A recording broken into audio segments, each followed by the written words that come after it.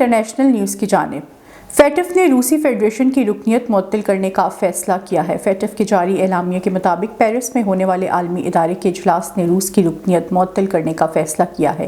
اعلامیے میں مزید بتایا گیا ہے کہ مغربی افریقہ کے ملک نائجیریا اور جنوبی افریقہ کو گرے لسٹ میں ڈال دیا گیا ہے، جبکہ مراکش اور کمبوڈیا کو گرے لسٹ سے نکال دیا گیا ہے۔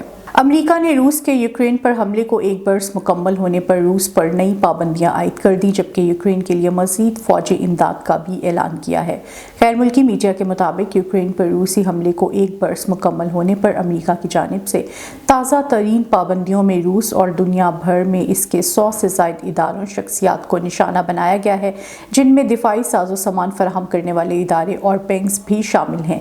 یہ ادارے 24 فروری 2022 کو شروع ہونے والی جنگ کے بعد لگائی گئی پابندیوں سے بچنے میں ماسکو کی مدد کرتے آ رہے ہیں۔ ترکیہ اور شام میں آنے والے زلزلے سے اموات 50,000 سے زائد ہو گئیں۔ غیر ملکی خبر رساں ایجنسی کے مطابق ترکیہ میں زلزلے سے ہونے والی اموات کی تعداد 44,000 سے تجاوز کر گئی۔ متاثرہ علاقوں میں تاحال ریسکیو کا کام تیزی سے جاری ہے اور اموات میں اب بھی اضافے کا خدشہ ہے۔